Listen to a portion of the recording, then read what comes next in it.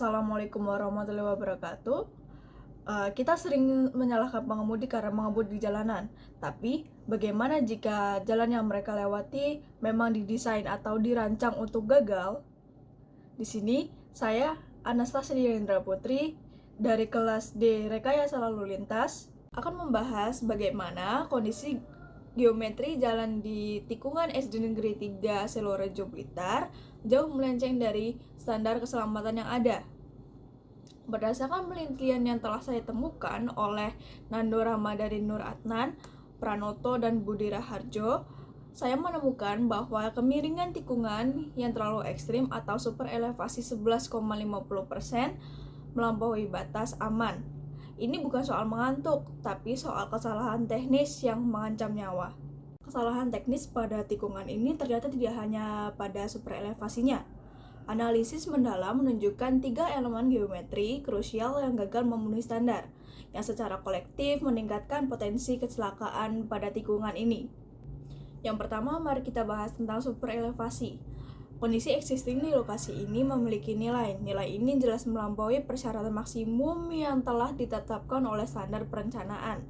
Kemiringan jalan yang terlalu curam ini akan berbahaya karena dapat menyebabkan kendaraan mengalami guling atau terbalik, terutama bagi kendaraan yang beban tonasenya tinggi atau membuat kendaraan itu tergelincir.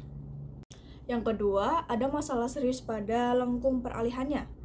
Panjang lengkung peralihan existing hanya 40 meter, padahal hasil perencanaan yang aman untuk kecepatan rencana membutuhkan panjang 54,56 meter. Kekurangan panjang transisi ini membuat pengemudi terkejut atau kaget karena perubahan arah tikungan yang terjadi terlalu mendadak atau terlalu dekat. Faktor yang ketiga yaitu pelebaran jalan pada tikungan. Lebar existing jalan hanya 0,3 meter, sementara syarat minimum yang dibutuhkan untuk menampung manuver kendaraan adalah 1,4 meter. Jalan yang terlalu sempit ini sangat membatasi ruang gerak kendaraan, yang pada akhirnya meningkatkan potensi kendaraan keluar dari jalur perlintasan. Selanjutnya kita akan membahas faktor pemicu kecepatan. Bagaimana kondisi lalu lintas memperburuk desain yang sudah cacat ini?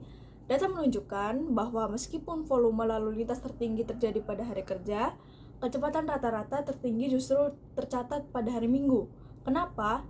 Karena hari Minggu adalah hari lenggang, membuat pengemudi cenderung melaju dengan kecepatan tinggi.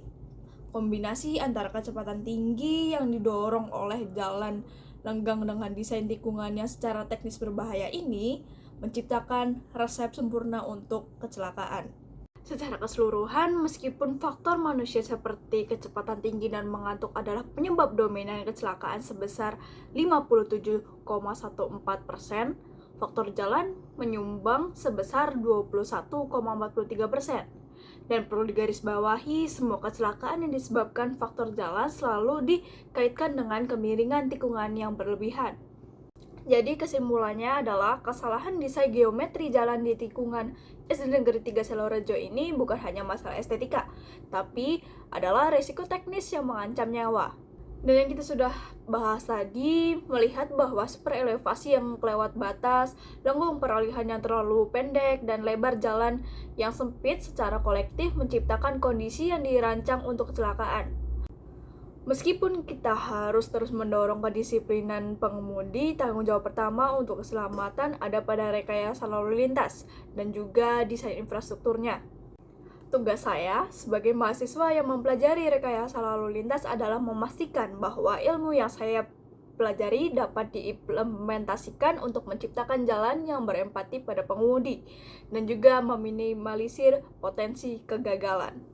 Saya, Anastasia Diandra Putri dari kelas D Rekayasa Lalu Lintas. Terima kasih sudah menyaksikan. Jadilah pelopor keselamatan di jalan.